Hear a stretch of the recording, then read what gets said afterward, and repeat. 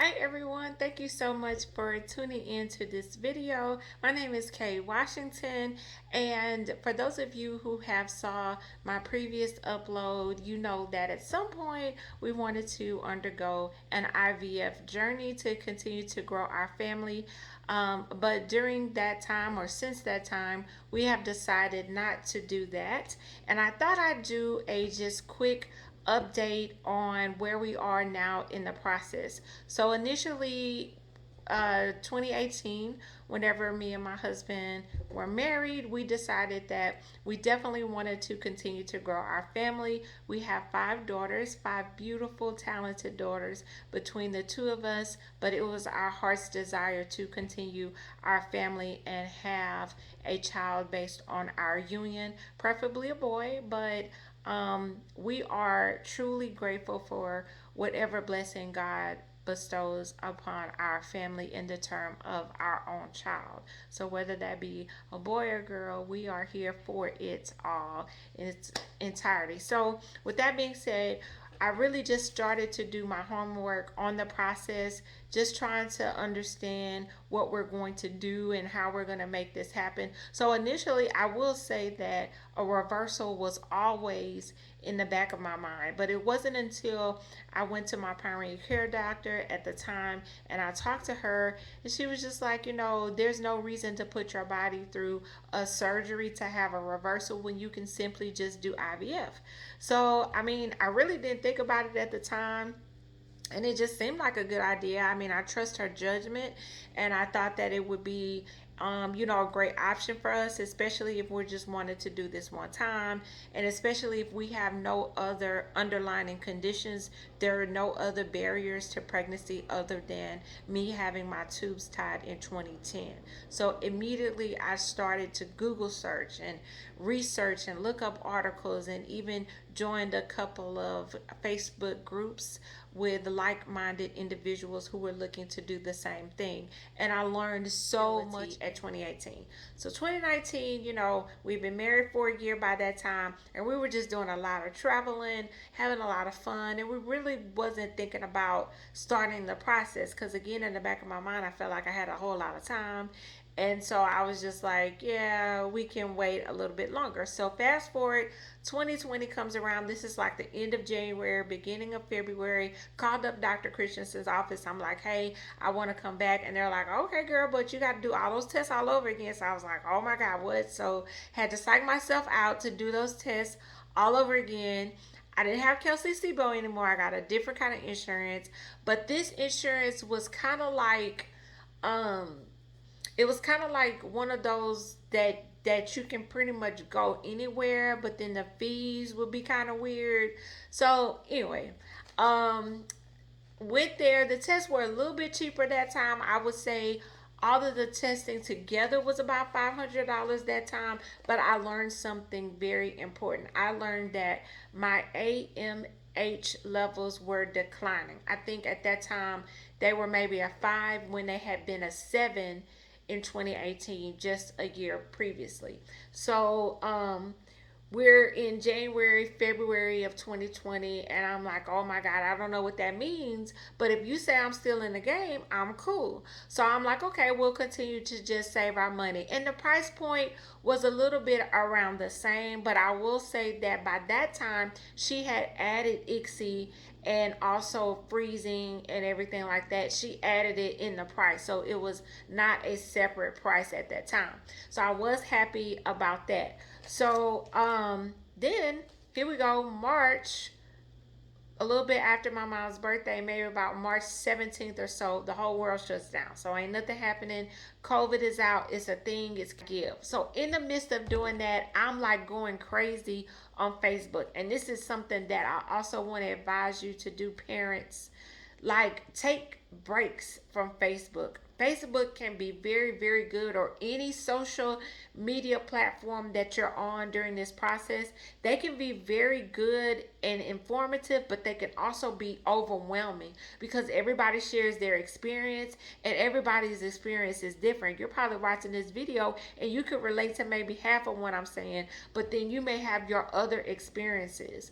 So, just take people's experience for what it is, their experience, right? So don't like overwhelm yourself on everything that's going on, because it was a system overload. And just like seeing these parents that are just at a loss, it was really painful, because if I had my way, everybody would have a baby that wanted one. But anyway, so I took a couple of breaks, but before I did that, I would get on back and forth in the different groups, and I think I was a part of like 3 groups, child.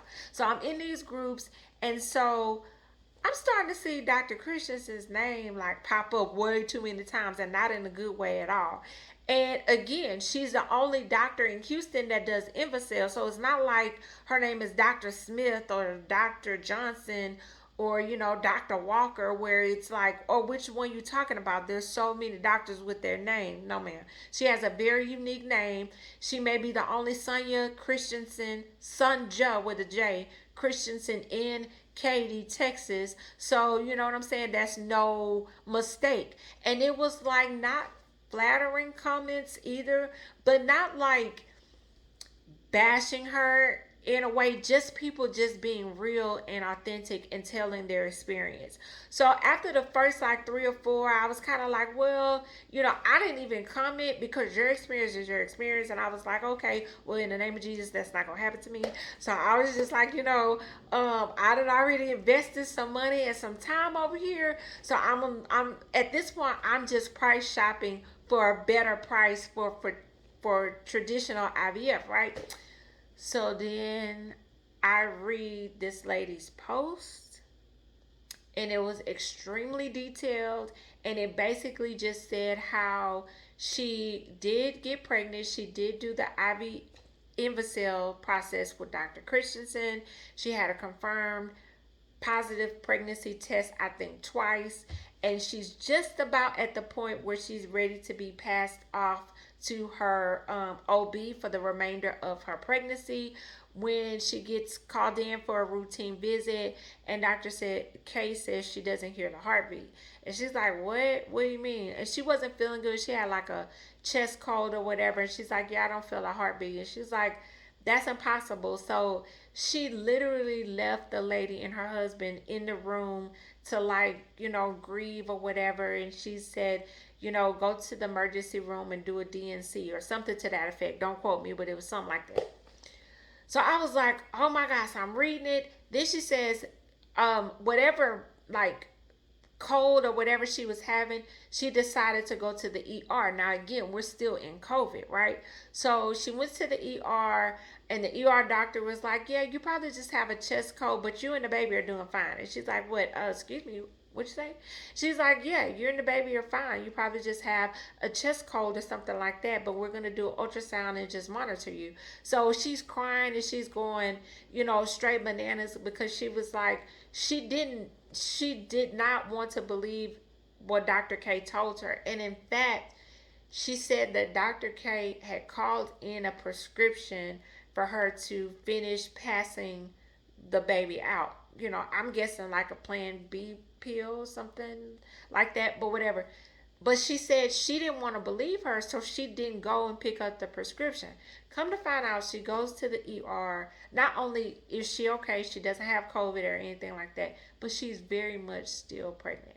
Then she posted a picture of the cutest little girl I've ever seen, to let us know, there is hope. So, A, don't give up, and B, do your research. And the consensus of the majority of the reviews that I read for her were the same, which was, you have to know the questions to ask, number one, because she's not going to just voluntarily give you no information, right? But she will answer your questions.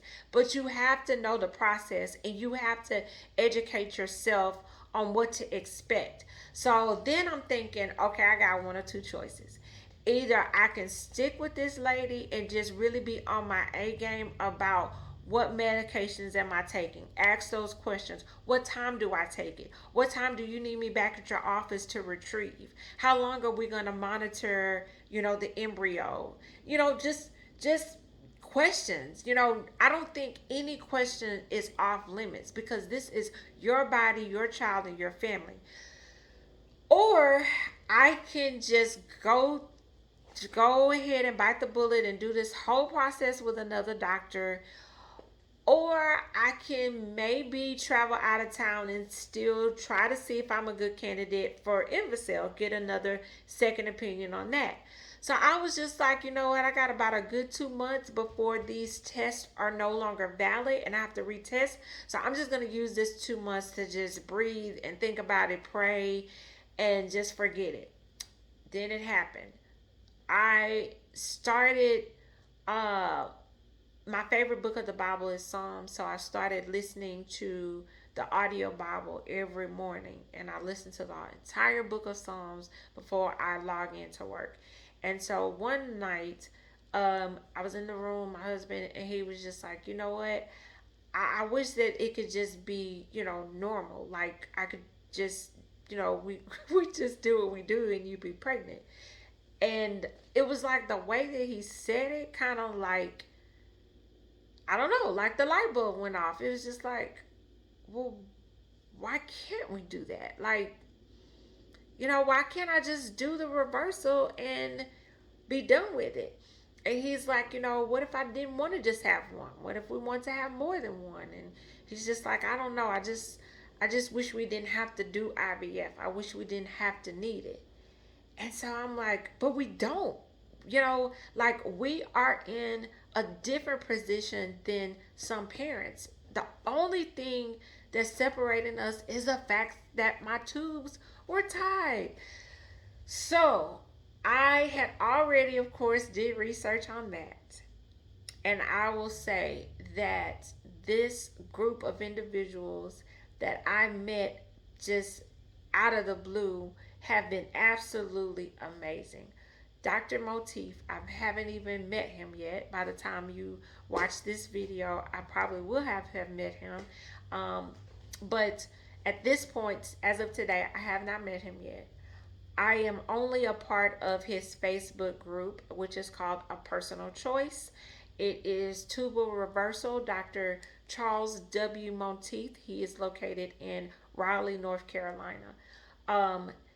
These parents get on here every single day, and I have not read not one bad thing about him at all. Like literally, when you Google tubal reversal, he is the first name besides like some clickbait that's probably not even real. Um, he's the first doctor that comes up. He has like a 5 star, over 2,000 reviews or so on Google, if I'm not mistaken. But just phenomenal. So even though I had ran into that page before, this time I looked at it for clarity and I looked at it because I was serious. So when I went back to the website, they have it all laid out for you. They have a question and answers page. He has videos. He's kind of funny. He has like different jokes and stuff. He also does a contest where he gives away a surgery every year. And it's step by step explanation on how to get started. So that at that moment it was like maybe 10 o'clock at night, everything's closed. I was just going like bananas. I was like, I have to get up in the morning, call this office, and get the process going. And that's exactly what happened.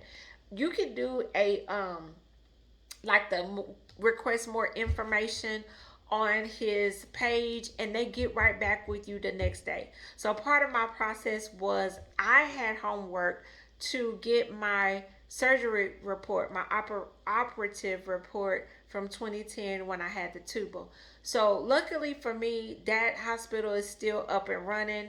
I didn't have to pay for it. And y'all, I was so impatient. The lady was like, well, you fill this out, you sign it, and we have like a 5 business day turnaround. I went up there and got it. And if for those of you that know, Houston is far from the Woodlands, especially during the week. I think it took me 45 minutes to an hour to get there. got the records, and I came home. But I'm glad that I did because they had it so detailed. I had never seen an operative report. Like they have an itemized list of everything. So I'm like holding in my hand my operative report, and this is finna change my life, right? Drastically. So I determined that I had something called the Fishner something with an F clip, right?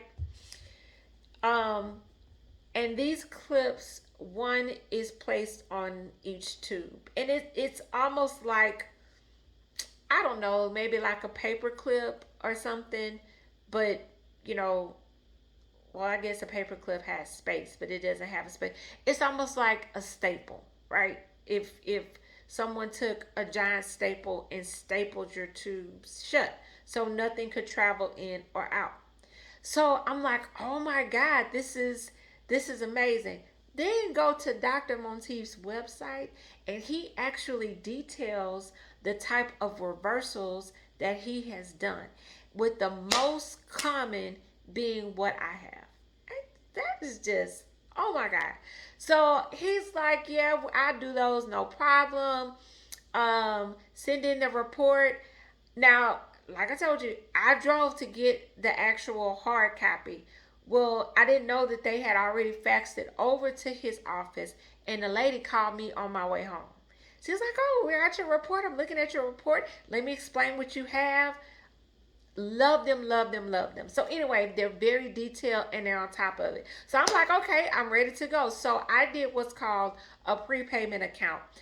My surgery was 2,900, which is the same price as Invocell, right? Which, let them tell it, I'm not a candidate for. So they have a prepayment account where you can make a down payment and then make payments towards your account, I think up to 3 years.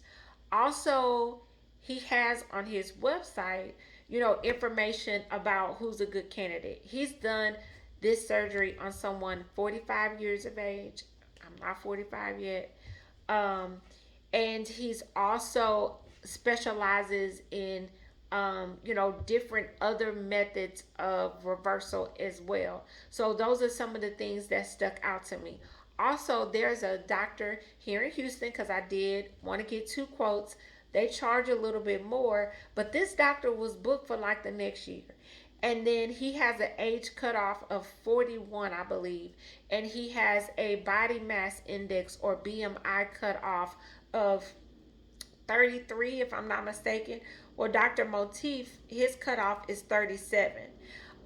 So I'm like, okay, and for me that makes sense, because in my mind that tells me how many people are going to be knocked out the bucket. You know what I'm saying? Like, if your BMI has to be under 33 and you have to be under 41 years of age, okay, then that knocks a lot of ladies out of the bucket. I'm still in, but what I'm saying is I'd rather go to someone that says, oh, I take them at 37 BMI or under and 45 years of age or under, and I've had success in that area. I like that. I mean, it's just everything about him is just perfect hands on, right? And not to mention the parents that are in the group telling their individual experience, and everybody's saying pretty much the same thing. So I'm like, okay, this is what we're doing. Husband excited, I'm excited, sending in our payments, we good to go. The only thing that I personally don't like is the fact that you have to have your account paid off before you get a surgery date, right? So, but I get it. I understand why they do that. So it just made me really want to hustle to get it paid off. Got it paid off, got a surgery date. So excited. 5 days before my birthday. I was absolutely happy. And then on his website, he tells you some of the other guidelines that he has, for surgery. You have to stay at this approved hotel. Even if you live in Riley, you still have to stay at the hotel, and different things like that. So just based on, number one, financially, I don't have the wherewithal to, like, I'm the type of person, I don't like different things coming up after the fact, right? Like, oh, now we need this medication. Oh, now we got to run this test and it costs more. Or, now, oh, your blood work came back and now you need this and that's $2,000. Like, I don't like all of that. I like for you to give me a set price and I get all of the bullet points that is underneath that price. I don't like being surprised, right? So if you're on a tight budget, that to me just was not going to work. Also, there were so many things that were going on behind the scenes that I did not know was going to manifest. If we had started the IVF time at the time this year that we wanted to do it in 2021, first of all, it would have depleted all of our savings. Secondly, which hence why I could not have any outside charges for anything just pop up. Also, it would have been time consuming because I hear that there's a lot of doctor's visits. Like, everything is calculated and based on your body and your body's time to do what your body naturally does with the assistance of some medication, right? So it's like you have to have retrieval at this certain time. You have to take a trigger shot at this certain time. The embryos have to grow and develop at this certain time. And then I even heard some parents say that even at day 5, if their blast was not fully developed, they would kind of wait because you could wait maybe a day or two just to see if it would help at all. So the anxiety of, just waiting 5 days to me would have been tough. But to wait the 5th day and then they say, it's still not really. And I was just like, oh my God, that would drive me crazy. Another thing was because my AMH level was so low, it's kind of basically saying you may be producing 3 eggs or whatever a cycle, and we got to make sure that all 3 are good, but you're only going to transfer 2. Some doctors will only transfer a certain number. I think Dr. Roach only transfers 1, and she only does frozen embryos. She does not do fresh transfer. So if you're a person that cares about that, which I didn't think I did, but when I thought about it, I know how my body was on birth control pills, right? And those are like different, you know, medications or whatever, and it kind of makes your hormones go bananas. So just imagine being on several medications to produce good quality eggs and be on all these different hormone pills. So trying to have the baby stick, so to speak, with all of those medications in your body, when I thought about it like that, I was like, okay, yeah, maybe I want to do a frozen, transfer. But then when I think frozen, I'm thinking like meat, like like would you rather have a fresh hamburger or would you rather have a frozen hamburger? I know this is not the same, but I'm just saying that's how my mind processed it. So I was worried about that.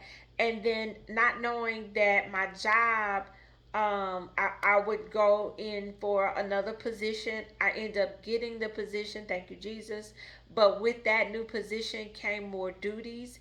And at first, when the transition took place, it was very stressful. And this would have been right smack in the middle of the time that I would have been in that cycle. And so it would just been like too much going on. This way, we can take our time. It's more natural experience, and I'm literally just taking away the only barrier that was preventing me from being able to conceive. So for me, that was my reasoning behind just saying, you know what, I can't do this. And I have a better appreciation for parents who don't have that choice, and who have to do it. My hats go off to you all because that's a lot. That's a lot for someone to play games with your emotions, someone to play games with your money, and someone to play games with your child, right? So, and it's all of that. Like you think about how you are as a person, and you're like, don't mess with my money, don't mess with my family, and don't mess with my emotions. But that process is literally messing with all three of them at one time simultaneously. And so I just felt like it was going to take a hit. It was going to take a toll on myself, my spouse, our girls, my job.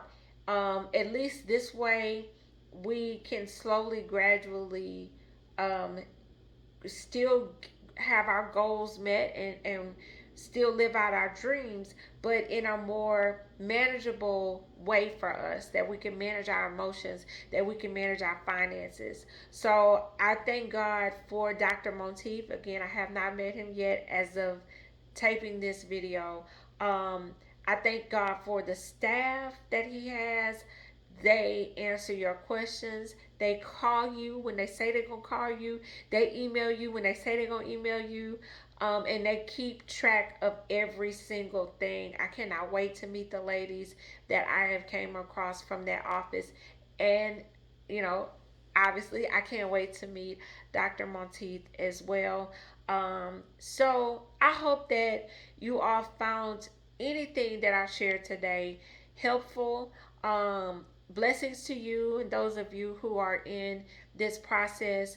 I pray baby dust. That's what we say in the conception community. I pray baby dust to you all. Blessings upon yourself and your future children. Much happiness and much success. Stay the course. Find what works best for you. Trust yourself. Trust yourself enough to know that you know what you need for yourself. And whether that be a break from social media, or, to lose weight, which I had to do anyway, do what you feel like you need to do. But also have faith that the process will get done. So until next time, I will see you all in another video celebrating little baby Washington. And I can't wait to do more posts and share our journey. Stay safe, wear your mask, hello, and I'll see you on the next video. Bye.